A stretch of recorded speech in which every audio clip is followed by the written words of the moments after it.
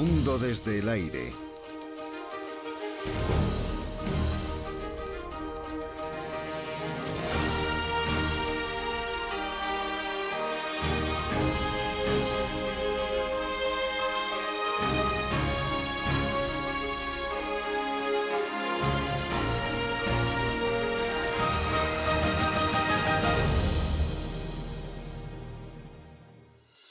A continuación,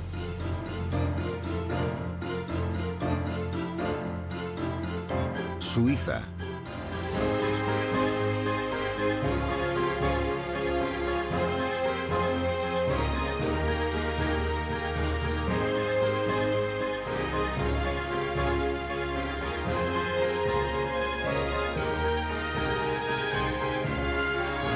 Del lago Maggiore a las cataratas del Rin. Nuestro viaje comienza en la frontera entre Suiza e Italia, en las costas del lago Maggiore. Desde allí volaremos al norte, dejando atrás castillos antiguos y pueblos medievales. Pasaremos junto al puerto de San Bernardino, por encima de los imponentes Alpes suizos. Cruzaremos la frontera y entraremos en el país más pequeño y rico de Europa, Liechtenstein, donde visitaremos su capital, Vaduz, antes de regresar de nuevo a territorio suizo. En el noroeste se encuentra la ciudad medieval de St. Gallen, una fascinante combinación de legado antiguo y modernidad.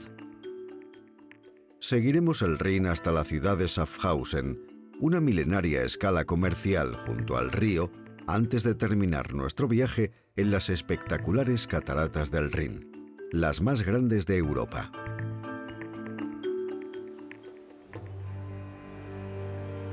Las profundas aguas del lago Maggiore han inspirado a muchos escritores a lo largo de los siglos. De hecho, nada menos que Ernest Hemingway escribió sobre dos amantes que huían juntos en barco en Adiós a las armas. En el lado oriental encontramos Bellinzona, una estratégica entrada a los Alpes que fue durante siglos lugar de controversia entre Italia y Suiza. Esta constante lucha de poder propició la construcción de castillos y atalayas que ahora salpican la ladera de la montaña. El más notable es el Castello di Montebello, erigido en esta colina en el siglo XIII. Valorando el poder de este pasillo a través de los Alpes, los duques de Milán fortificaron el castillo 200 años después. El lugar está rodeado de leyendas y misterios, como la historia de Gwendolyn, la hija albina de un señor feudal que desapareció un día jugando cerca del castillo. La leyenda dice que la voz de la niña se escucha aún, susurrando en los bosques circundantes. También admiramos el Castello Grande, situado en un cerro habitado desde el 4000 a.C. Antigua fortaleza de la ciudad, el castillo luce una presencia formidable, mientras que los muros circundantes siguen el contorno natural de las terrazas rocosas. En tiempos medievales se decía que nadie podía tomar Castello Grande, dada su excelsa defensa y fortificación. Y aunque nunca fue destruido por ejércitos, un devastador desprendimiento de tierras en 1515 hizo que sus muros originarios se vinieran abajo. Junto al mismo cerro y dominando Bellinzona, el Castello di Sasso Corvaro refuerza la imagen de la ciudad como asentamiento situado en el centro de la lucha por el poder. Fueron los gobernantes medievales de Milán los que construyeron esta formidable estructura, ahora situada en medio de este bosque montañoso y casi en ruinas. La propia historia de Suiza está forjada por los Alpes, como también la gente que ha hecho su hogar de cimas y valles. A medida que nos adentramos a través de las colinas serpenteantes, nos tropezamos con pueblos pintorescos que una vez sirvieron como lugar de parada. Abriéndonos camino hacia un cerro cercano, llegamos a la iglesia y castillo de Santa María en Calanca, a unos 1000 metros sobre el nivel del mar. El pueblo cautivó al novelista inglés Samuel Butler, que en 1881 reflexionó sobre la tarea aparentemente imposible de construir una iglesia a tanta altura.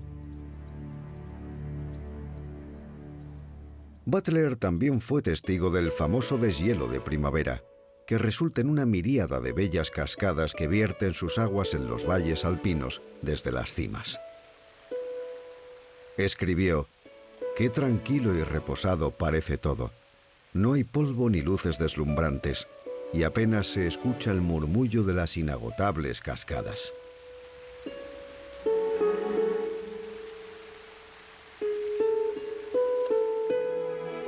Con tal escenario entendemos que estas montañas y bosques hayan inspirado mitos milenarios.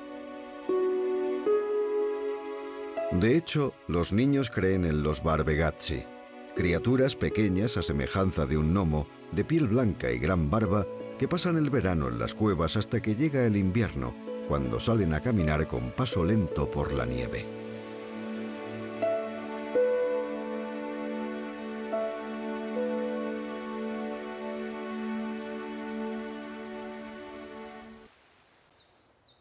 Con el avance de la tecnología, los suizos encontraron modos de domar este severo paisaje, como muestra el túnel de San Bernardino, que discurre 6 kilómetros a través de estas montañas. El terreno montañoso y a menudo infranqueable de Suiza ha aumentado la rica y variada cultura del país, dando lugar a características identidades e idiomas regionales. Puertos como el de Bernardino son vías de comunicación para el intercambio cultural, en este caso entre las regiones de habla alemana e italiana del país, Graubünden y Ticino. Con una elevación de más de 2.000 metros en su punto más alto, el puerto serpentea entre los Alpes suizos, siguiendo un camino que empezó a ser importante como camino de mulas en 1500. Fue en el siglo XVIII cuando el rey de Cerdeña financió la construcción de una carretera como modo de proteger y mejorar el comercio en la región. La versión moderna ha sido construida con curvas muy cerradas para conseguir una pendiente suave para los viajeros. A pesar de las medidas de seguridad, el puerto permanece cerrado en invierno e incluso con buen tiempo, algunas zonas siguen siendo peligrosas. Desde que los romanos comenzaron a asentarse en la zona, las carreteras de montaña han sido descritas como una mezcla de belleza y amenaza, con desprendimientos de rocas y aguas peligrosas. Los Alpes, majestuosos y temidos a la vez, están arraigados en la identidad nacional. Ocupan la mitad de la zona terrestre de Suiza, convirtiéndola en uno de los países más montañosos de Europa. Siendo un pueblo tan resolutivo, los suizos han hecho buen uso de su geografía, aprovechando la potencia del agua de sus muchos ríos que generan en conjunto más de la mitad de la electricidad del país. De hecho, el lago Suffers fue creado gracias a una presa hidroeléctrica. Cimas de más de 3.000 metros rodean los valles. Mitos y leyendas que datan de la noche de los tiempos hablan de dragones y demonios. En los pueblos, los festivales están dedicados a celebrar la majestuosidad de las montañas y a someter a las criaturas mágicas que puedan residir aquí.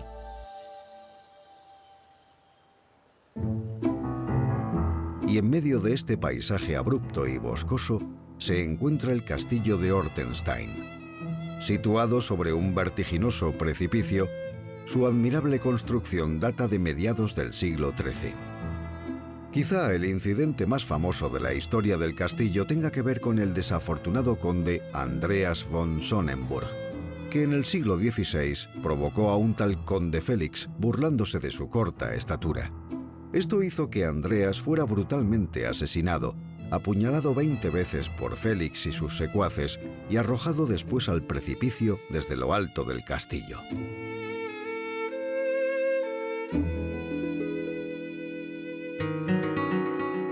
Menos macabro es un lugar más asociado con el bienestar.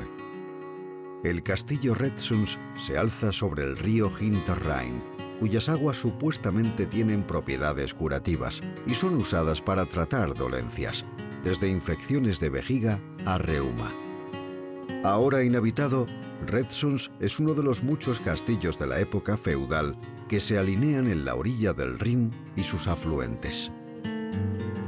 Numerosos ejércitos batallaron sobre este abrupto terreno para alcanzar el castillo, con un mejorado acceso hoy en día gracias a un teleférico que cruza el río.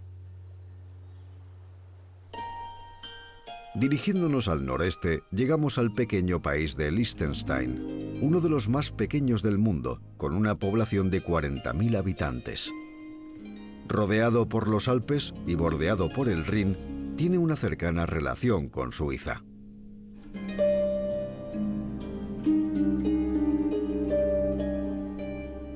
Valle abajo, llegamos al castillo de Gutenberg, suspendido sobre el pueblo de Balzers. Supuesto lugar de adoración pagana en el siglo III a.C., sigue teniendo conexiones con la tradición antigua. El Funkensonntag, literalmente Domingo de Fuego, es celebrado por todo el país. Justo antes de la Pascua, los vecinos de Balzers usan este lugar para hacer una hoguera sobre la que colocan la efigie de una bruja, para simbolizar la muerte del invierno.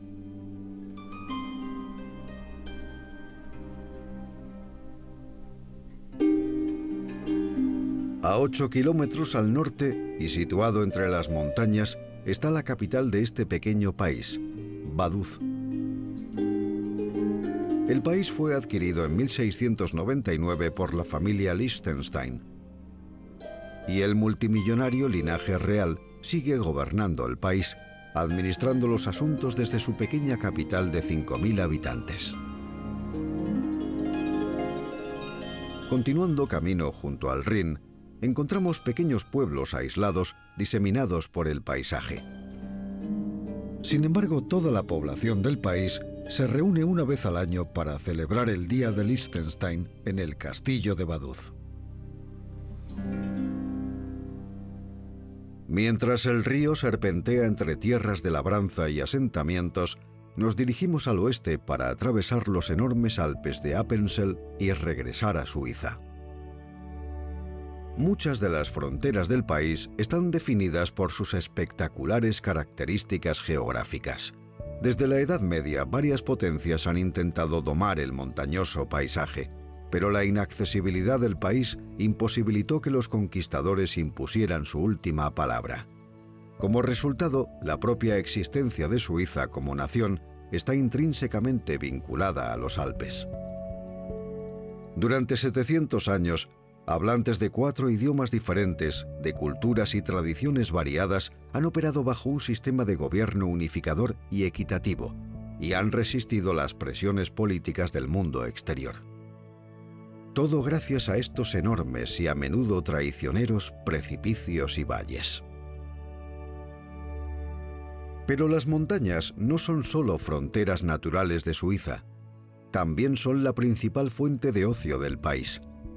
Durante el movimiento romántico, los europeos visitaron Suiza para admirar su singular belleza, y los turistas siguen visitándola hoy en día. Paradores como el de Esa, situado a 1.500 metros de altura, atienden a los miles de intrépidos senderistas que cruzan estas montañas todos los años. En Suiza se dice que cuando cruzas el distrito de Appenzell hay que retrasar el reloj a hace 10 años. Es una de las regiones suizas más tradicionales y sus gentes se aferran a valores antiguos.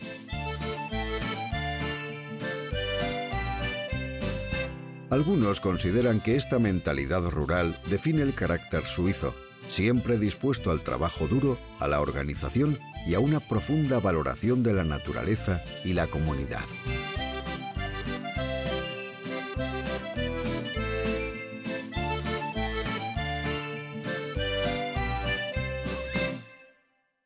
El relativo aislamiento de Suiza de problemas extranjeros en el último siglo le ha permitido preservar muchos de sus cautivadores pueblos medievales. Un ejemplo, convertido en ciudad de tamaño importante, es St. Gallen, el asentamiento más elevado del país. Central textil del medievo, la ciudad ha conservado sus ideales de producción, calidad y artesanía tradicional. En el año 612, un monje irlandés de nombre Gallus se retiró a las montañas para vivir como un ermitaño. Su historia resonó por todo el mundo cristiano y un siglo después, monjes benedictinos establecieron un monasterio aquí, en el lugar donde encontramos la Catedral de St. Gallen. Su abadía alberga una de las bibliotecas medievales más ricas del mundo, con la colección más extensa de literatura alemana de esa era. Pero otro edificio eclesiástico tiene una importancia especial para St. Gallen. La iglesia de San Lorenzo estuvo en el centro de las revueltas religiosas del siglo XVI, con el alcalde y abad liderando las facciones opositoras de católicos y protestantes. Hoy disfruta de una existencia más tranquila, sirviendo principalmente como lugar de reunión para los vecinos.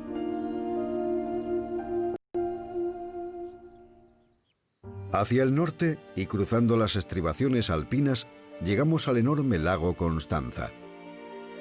Aunque sirve de frontera natural entre Suiza, Alemania y Austria, las demarcaciones exactas no son del todo claras. Los suizos opinan que discurre por el centro del lago, mientras que sus vecinos creen que el lago está en aguas internacionales.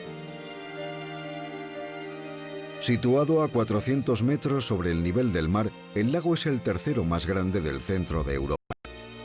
Entre las parcelas de tierras de cultivo junto a sus orillas hay numerosos asentamientos, el más grande de los cuales es el pueblo de Constanza.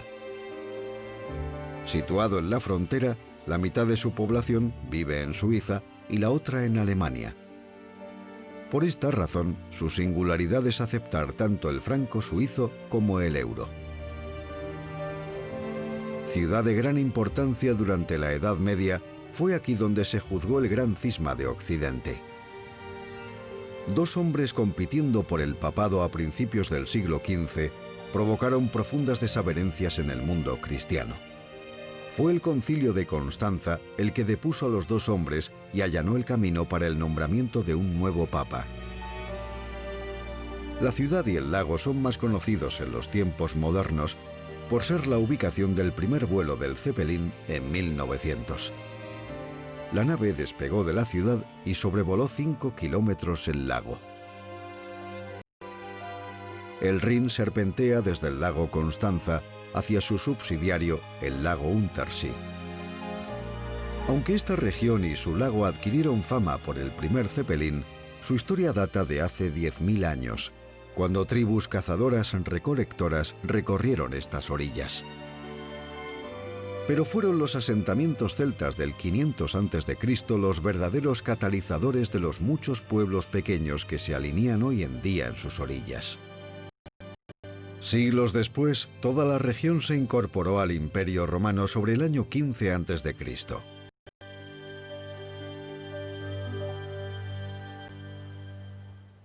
En el punto en el que el lago Untersee vierte sus aguas en el Rin, ciudad de Stein am Rhein. La ciudad ha tenido una gran importancia estratégica a lo largo de su historia, pero fue bombardeada por error, o eso se dijo por las fuerzas aliadas en la Segunda Guerra Mundial. Fue el mayor ataque de este tipo en Suiza y hubo multitud de pérdidas humanas.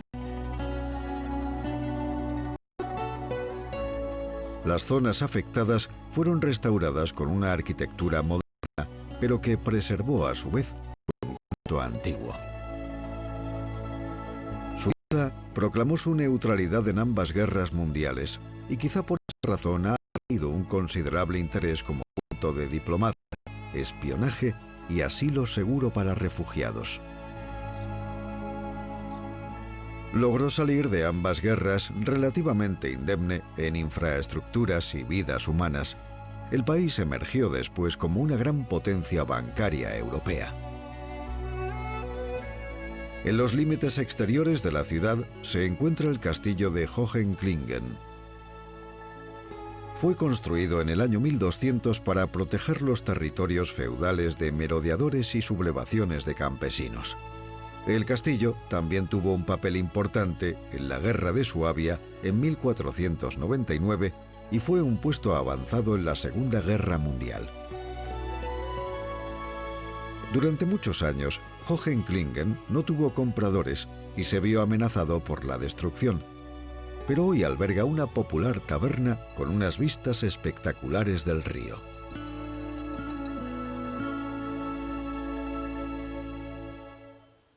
Continuando el Rin, llegamos a Diessenhofen.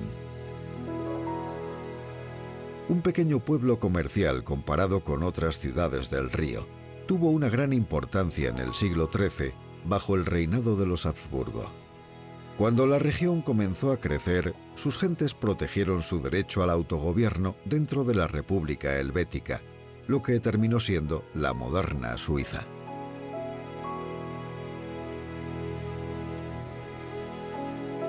Conectando los pueblos de Diessenhofen y Geiligen, al otro lado del Rin, se encuentra este puente cubierto. Construido en 1814, sustituyó a su antecesor. En los siglos XII y XIII, este puente sirvió como carretera para transportar los productos del norte al sur. Los peajes abonados fueron la principal fuente de ingresos de las dos ciudades. Continuando por el río, cerca de la frontera alemana, llegamos a Schaffhausen, la ciudad más septentrional de Alemania. La ciudad creció cerca de las cataratas del Rin, hacia donde nos dirigimos. Las cataratas marcarían el final del viaje de los primeros comerciantes. Era el lugar ideal para descargar sus productos. Con el tiempo se desarrolló un asentamiento. Aunque son las cercanas cataratas las que llevaron prosperidad a la ciudad, la fortaleza de Munot es un símbolo incuestionable. 50 metros de diámetro, muros de 4 metros de grosor y cúpulas ocultas en el foso seco y montadas sobre el vértice. El fuerte era sofisticado cuando se construyó en el siglo XVI, pero su única actuación fue durante las guerras napoleónicas en 1799. Tras ellas, la piedra fue saqueada para su uso en una ciudad de rápido crecimiento, hasta que el fuerte fue oficialmente protegido y restaurado. Pero la existencia misma de Schaffhausen es atribuible a las majestuosas cataratas del Rin.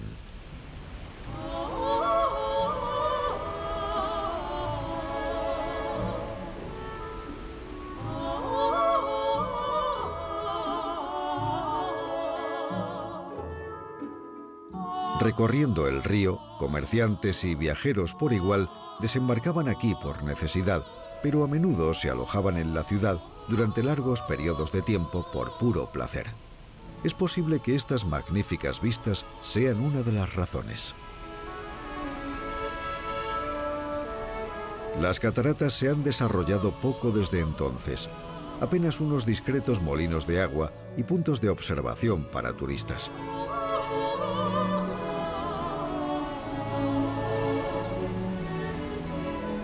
Se han recibido muchas propuestas para la construcción de presas hidroeléctricas y otras plantas cerca de las cataratas, pero siempre han recibido la oposición de prominentes figuras suizas, además del público en general, por su deseo de mantener la integridad de esta maravilla natural.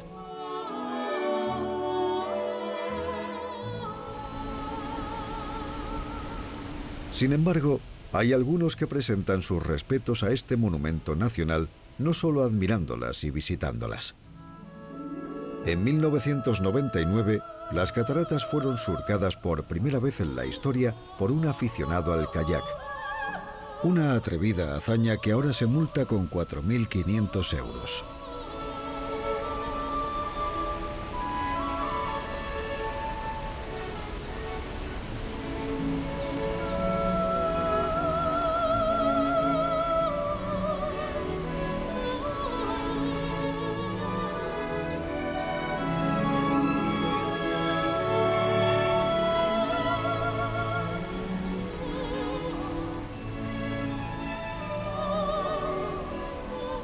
Es la profunda tradición de respeto entre hombre y naturaleza que tanto caracteriza al paisaje y a la identidad suizas lo que hace que estas cataratas sean el lugar perfecto para terminar nuestro viaje.